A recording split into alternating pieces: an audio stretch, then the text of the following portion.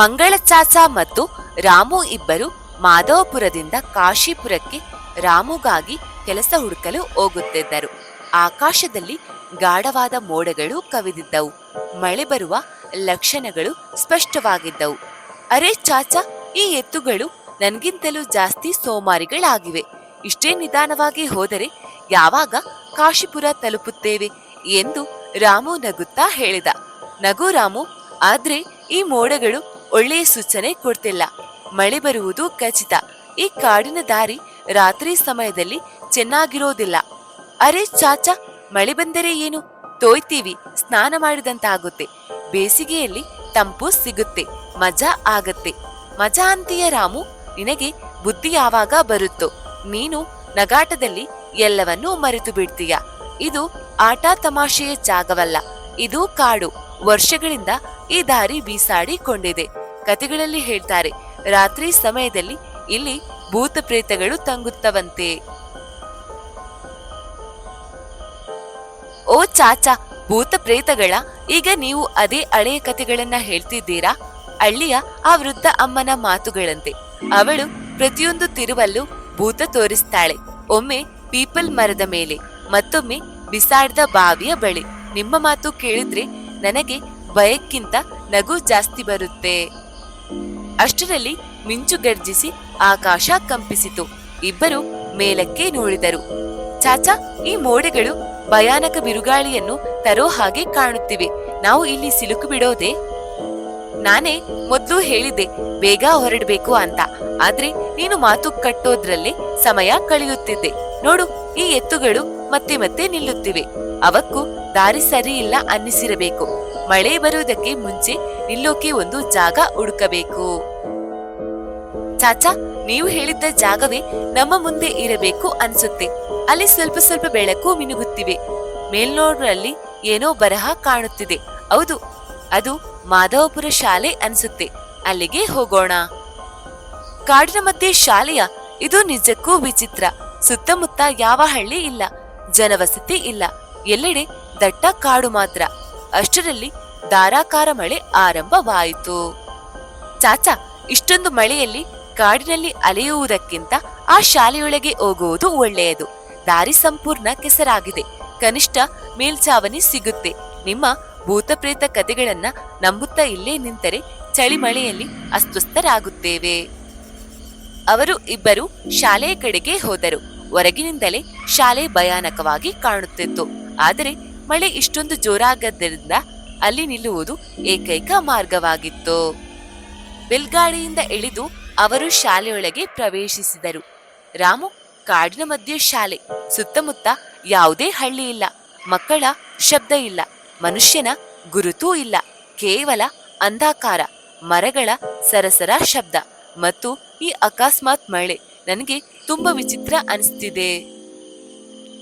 ಚಾಚಾ, ನೀವು ಯಾವಾಗಲೂ ಶಂಕೆ. ಒಮ್ಮೆ ಕಾಡು ಸರಿಯಿಲ್ಲ, ಒಮ್ಮೆ ದಾರಿ ಅಪಶಕುನ ಅಂತ. ಹಳೆಯ ಕತೆಗಳು ನಿಮ್ಗೆ ಇಷ್ಟೊಂದು ಭಯ ಹುಟ್ಟಿಸಿವೆ. ಎಲ್ಲೆಲ್ಲೂ ಭೂತವೇ ಕಾಣಿಸುತ್ತಿದೆ. ಇಷ್ಟು ಮಳೆಯಲ್ಲಿ ಈ ಶಾಲೆ ಸಿಗದೆ ಇದ್ದರೆ ನಾವು ಎಲ್ಲಿಗೆ ಹೋಗುತ್ತಿದ್ದೆವು? ಕನಿಷ್ಠ ತಲೆ ಮೇಲೆ ಚಾವಣಿ ಇದೆ. ಅವರು ಒಳಗೆ ಹೋದಾಗ ಅಲ್ಲಿ ಕೆಲವು ಮಕ್ಕಳು ಕುಳಿತುಕೊಂಡಿದ್ದರು. ಶಾಲೆಯ ಮಾಸ್ಟರ್ ಜಿ ಅವರಿಗೆ ಪಾಠ ಹೇಳುತ್ತಿದ್ದರು. ಅರೆ, ಇಷ್ಟೊಂದು ರಾತ್ರಿ ಅತಿಥಿಗಳ? ಹೊರಗೆ ಮಳೆ ಜೋರಾಗಿದೆ. ಕಾಡಿನಲ್ಲಿ ನಿಲ್ಲೋದು ಒಳ್ಳೆಯದಲ್ಲ. ಒಳಗೆ ಬನ್ನಿ. ಈ ಶಾಲೆಯ ಗೋಡೆಗಳು ನಿಮಗೆ ಮಳೆ ಚಳಿಯಿಂದ ರಕ್ಷಣೆ ಕೊಡುತ್ತವೆ. ಹಾಗೆಯೇ ಇಲ್ಲಿ ಬರುವವರು ಯಾರೂ ಖಾಲಿ ಕೈಯಲ್ಲಿ ಹಿಂದಿರುಗೋದಿಲ್ಲ. ಧನ್ಯವಾದಗಳು ಮಾಸ್ಟರ್ ಜಿ, ನೀವು ನಮಗೆ ದೇವದೂತರಂತೆ ಬಂದಿದ್ದೀರಿ. ಇಷ್ಟು ಮಳೆ, ಕತ್ತಲೆ, ಕಾಡು, ರಾತ್ರಿ ಹೇಗೆ ಕಳೆಯೋದು ಅಂತ ಯೋಚಿಸುತ್ತಿದ್ದೆವು. ಅಯ್ಯೋ, ಧನ್ಯವಾದಕ್ಕೆ ಏನು ಇದೆ? ಇದು ನನ್ನ ಕರ್ತವ್ಯ. ಈ ಶಾಲೆ ಯಾವಾಗ್ಲೂ ಅತಿಥಿಗಳಿಗೆ ತೆರೆದಿರುತ್ತದೆ. ನಿಮ್ಮಂತ ಪ್ರಯಾಣಿಕರು ಮಳೆಯಲ್ಲಿ ದಾರಿ ತಪ್ಪಿ ಇಲ್ಲಿಗೆ ಬರುತ್ತಾರೆ. ಅವರು ಒಳಗಿನ ಕೋಣೆಗೆ ಹೋದರು. ಮಾಸ್ಟರ್ ಜಿ ಮತ್ತು ಮಂಗಳ ಚಾಚಾ ಮಂಚದ ಮೇಲೆ ಕುಳಿತರು. ರಾಮು ಮಕ್ಕಳ ಜೊತೆ ನಗಾಟ ಶುರು ಮಾಡಿದ. ರಾಮು ಅಂಕಲ್, ಇಷ್ಟೊಂದು ರಾತ್ರಿ ಈ ಕಾಡಿನ ಮಧ್ಯೆ ಹಳೆಯ ಶಾಲೆಯಲ್ಲಿ ಕುಳಿತಿದ್ದರು ನಿಮ್ಗೆ ಭಯ ಆಗಲ್ವಾ?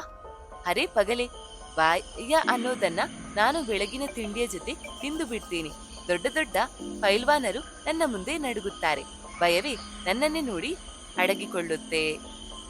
ನಿಜವಾಗ್ಲೂ ನಿಮ್ಗೆ ಭಯವೇ ಇಲ್ಲವೇ? ಇಲ್ಲ, ನಮಗೆ ಧೈರ್ಯ ಕೊಡಲು ನಟನೆಯೇ.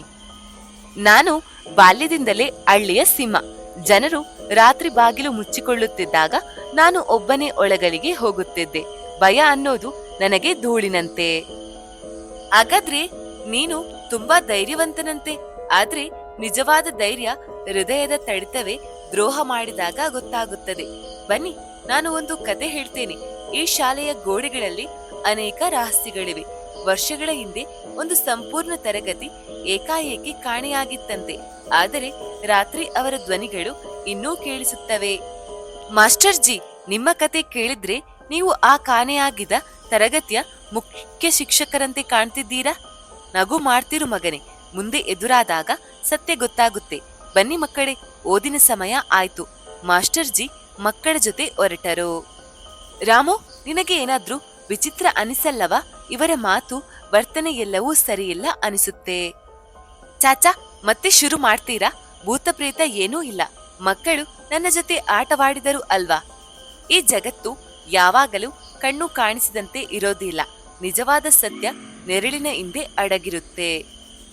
ರಾತ್ರಿ ಕಳೆಯಿತು. ರಾಮು ನಿದ್ರೆಗೆ ಜಾರಿದ. ಮಂಗಳಚಾಚರ ಮಾತ್ರ ಎಚ್ಚರದಲ್ಲೇ ಕುಳಿತಿದ್ದ. ಬೆಳಿಗ್ಗೆ ಅವರು ಹೊರಡಲು ಸಿದ್ಧರಾದರು. ಅಂಕಲ್, ಹೋಗಬೇಡಿ. ನಮಗೆ ನಿಮ್ಮಿಂದ ದೂರವಾಗಲು ಮನಸ್ಸಿಲ್ಲ. ಮಗನೇ, ನನಗೆ ಹೋಗಲೇಬೇಕು. ಆದರೆ ಭಯಪಡಬೇಡ, ಮಾಸ್ಟರ್ ಜಿ ಹೇಳಿದರು. ಅವರು ಹೋಗುತ್ತಾರೆ ಅನಿಸಬಹುದು, ಆದರೆ ಅವರು ಸದಾ ಇಲ್ಲಿಯೇ ಇರುತ್ತಾರೆ. ಕಾಶಿಪುರಕ್ಕೆ ಹೊರಟಾಗ ಮಂಗಳಚಾಚಾ ಹೇಳಿದರು, ರಾಮು, ಮಾಸ್ಟರ್ ಜಿಯ ಕಣ್ಣಲ್ಲಿ ನನಗೆ ವಿಚಿತ್ರ ಹೊಳಪು ಕಂಡಿತು.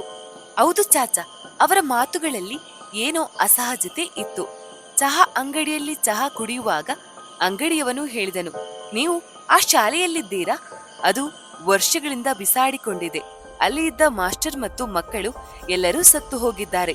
ರಾಮು ಶಾಕ್ ಆಯ್ತು. ಸರಪಂಚನ ಬಳಿ ಹೋದರು. ನೀವು ದೊಡ್ಡ ತಪ್ಪು ಮಾಡಿದ್ದೀರಿ. ಆ ಶಾಲೆ ಶಪಿತ.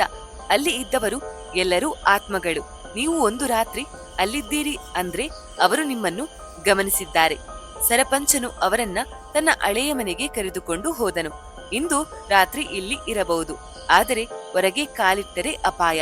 ಆ ರಾತ್ರಿ ಗಾಢವಾಯಿತು. ಅಷ್ಟರಲ್ಲಿ ಒಂದು ಧ್ವನಿ, ಅಂಕಲ್, ನಮ್ಮನ್ನು ಅಲ್ಲೇ ಬಿಟ್ಟು ಬಂದಿದ್ದೀರಾ, ಆದರೆ ನಾವು ನಿಮ್ಮನ್ನು ಬಿಡಲಿಲ್ಲ.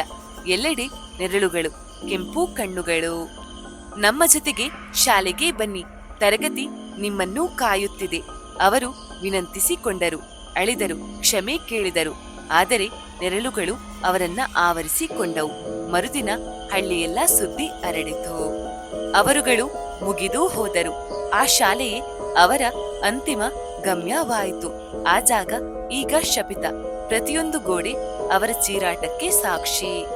ಅವರು ತಿಳಿಯಲೇ ಇಲ್ಲ. ಅವರ ಅಂತ್ಯ ಅದೇ ಕತ್ತಲಿನಲ್ಲಿ ಕಾದಿತ್ತು.